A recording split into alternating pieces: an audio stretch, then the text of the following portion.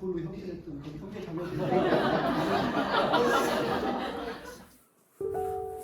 너 명단에 왔다. 금요일 날 통보하고 토요일, 일요일 양일 동안에 짐 싸가지고 가라. 짐을 싸가지고 이렇게 오는데 아, 내가 사회적으로 죽음을 당한 것 같은 느낌. 저는 롯데마트 아시죠? 네. 롯데마트에서 25년 동안 근무했고요. 그 임원으로 재직하다가 집에 가 그러면 그냥 집에 가려고 그래서 집에 가. 그때 나와서 뭘 했냐면 글을 썼어요. 가장 내 꿈을 갖다가 길러낼 수 있던 힘은 뭐였냐면 책 읽는 거였어요. 인생의 순간에 어려움을 닥치거나 뭔가에 대해서 내가 매너리즘에 빠졌을 때마다 나를 갖다 일깨워준 가장 최고의 스승은 책이었던 것 같아요. 책 읽기를 통해서. 중학교 때 말씀드렸듯이 데미안을 갖다가 제가 데미안 책만 한 그때 당시 한 30분은 읽었을 거예요. 구절 하나하나가 머릿속에 남아있고 데미안처럼 살아가겠다는 생각을 가지고서 계속 읽다 보니까 지금은 이제 그렇게 안 되는데 그때는 마음으로 읽는다고 그러나 영혼으로 읽는다고 말이 있죠. 그러니까 그런 시련들을 갖게 됐을 순간에 읽는 책들은 마음이 아니라 영혼으로 읽는 것 같아요. 그래서 그 구절들이 내 삶으로 그냥 그대로 투영되는 것 같아요. 근데 그때 그렇게 읽었던 책을 읽었던 힘이 지금에 와서 나를 갖다가 베스트셀러 작가로 만드는데 거의 결정적인 역할을 한 것 같아요. 아, 대면 책 읽고 우는 사람은 저밖에 없을 것 같아요. 그러니까 울면서 읽을 정도까지 몰입을 했었기 때문에 그 책들이 지금의 힘을 발휘하는 것 같아요. 그래서 그때 읽었던 책, 그다음에 고등학교를 그만두고 5시까지 사실은 뭐 했냐면요. 만날 사람이 없잖아요. 책만 읽었어요. 그때 읽었던 책들은 고전이라고 불리는 책들. 전쟁과 평화, 죄와 벌. 그 책 두께 아시죠? 그건 무기예요, 무기. 이게 무기예요. 한 대 맞으면 진짜 거의. 진짜예요. 그 책들을 갖다가 그렇게 밤새 이렇게 읽었던 거. 그러니까 그런 인풋들이 있었기 때문에 제 꿈을 갖다가 길러내는 역할을 한 거예요. 대학을 딱 올라오고 나니까 내 것을 하나 갖고 싶은 거예요. 그래서 뭘 했냐면 글쓰기를 했어요. 그러니까 첫 번째 힘은 남의 지식을 흡수할 수 있게 책 읽기를 한 게 내 꿈을 키우는 결정적인 역할을 했고요. 두 번째 부분은 글쓰기였어요. 남의 것을 인풋하는 읽는 거하고 그게 인풋에 들어온 걸 갖다가 끄집어내는 거하고는 또 다른 영역이에요. 통찰과 인생의 의미들을 파악하는 데는 읽는 것도 있지만 쓰는 게 훨씬 더 크잖아요. 그래서 여러분들한테 딱 두 가지만큼은 하셔야 되는 게 이 두 가지 부분은 정확하게 하셨으면 좋겠어요. 당신의 꿈을 키우고 싶다 그러면 책을 읽으시고요. 글을 쓰세요. 책만 읽어서도 안 돼요. 글을 쓰세요. 지금 열심히 쓰고 계신데 이거 쓰셨던 거 집에 가셔가지고 자기만의 언어로 다시 쓰세요. 그러니까 말로 하는 것과 글로 하는 것들의 이 변환을 자꾸 하는 회로가 이 머릿속에서 있게 되면 사회를 바라보는 통찰이 쭉 상승을 해요. 처음에는 잘 안 될 거예요. 글 쓰는 것들이. 처음 해보신 분들은. 그러면 뭐 하면 되냐면 한 줄만 쓰세요. 딱 한 줄만. 근데 한 가지를 하셔야 돼요.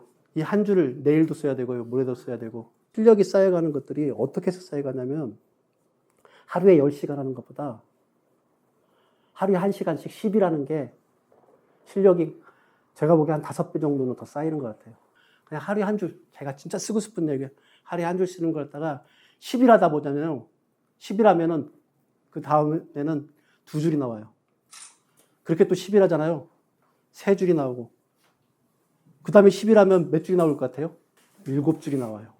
보통 한 문단이 7줄 정도가, 7줄에서 8줄, 길게 하면 10줄 정도 되는데, 그래서 한 문단 정도까지 여러분들이 글쓰기 할 수 있게 되면, 한 문단이라는 건 뭐냐면, 하나의 소제목의 소재가 자기 스스로 소화해서 만들어 놓은 글이 되는 거예요. 그렇게 시작하면은 그 다음날에 생활할 때 보면, 아, 이걸 갖다가 글로 써야지 하고서 하루를 생활하면은 달라지는 거예요. 그러니까 글을 쓴다 그러면 이게 한 문단이 되는 거예요. 이 한 줄에다가 다시 한 7 줄에 대한 글들을 써놓게 되면 한 문단이 되는 거예요. 저는 왜 이 말을 썼냐면 당신의 인생 속으로 다시 꿈을 데려오세요. 이 하는 이 닭꿈 스쿨이 있잖아요. 이 닭꿈 스쿨이 뭐냐면 이 역할을 한다고 생각해요. 한 사람의 꿈은 꿈으로 남지만 모두 함께 꿈은 현실이 된다. 그러니까 여러분 계신 분들이 다 꿈을 같이 공유하게 되면 현실이 되는 거예요. 아들에게 동봉부, 부동산 공부하라고 책을 쓴 계기가 궁금합니다. 이렇게 해서 직장 생활을 한 25년 했습니다. 25년 했는데 25년 동안에 저는 운이 좋아서 유통업이잖아요. 제가 입사했던 그 시기부터 발전 속도가 굉장히 높았어요. 그래서 굉장히 높아가지고 가만히만 있으면 막 승진을 시켜요.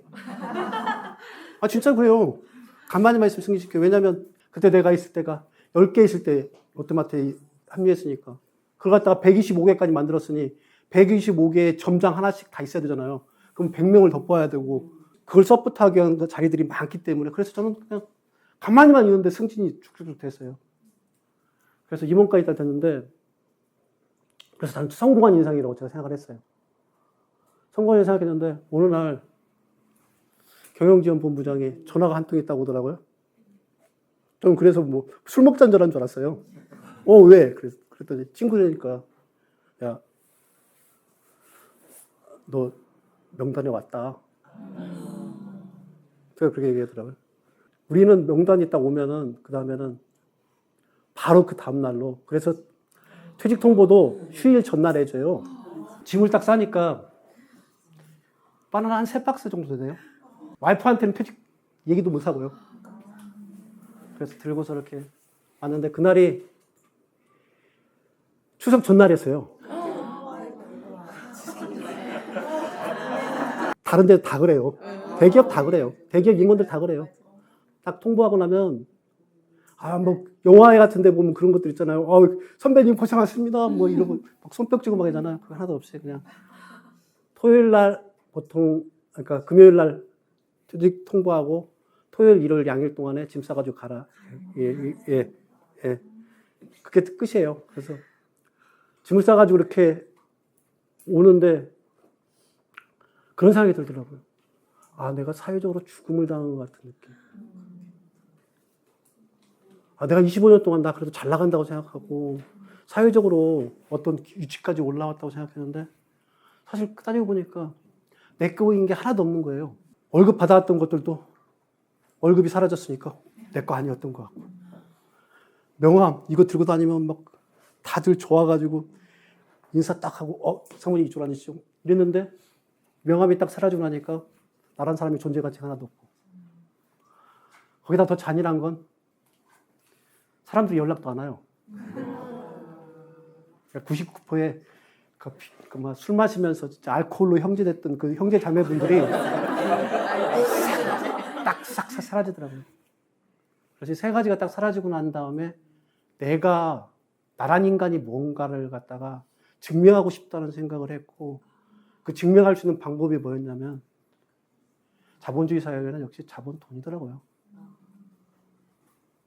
그래서 내가 돈에 대해서 경제에 대해서 몰랐던 문명했던 나를 갖다가 반성하는 의미에서 사실은 참회록이에요. 아들아 돈 공부해야 한다. 아들아 부동산 공부해야 한다. 참회록이에요. 참회록. 아시는 분들 아실 텐데 부동산도 제가 한 거 아니라는 거 아시죠? 제 와이프가 다 했어요. 그러니까 참회록이에요. 그래서 우리 아들도 저 닮아가지고 일만 할 줄 알지 이런 재테크나 금융에 대한 경제에 대한 것들이 이해도가 떨어져서 너희들은 아버지처럼 살지 마라. 그런 의미로 아들아 돈 공부해야 한다. 아들아 부동산 공부해야 한다. 그렇게 책을 썼습니다. 네.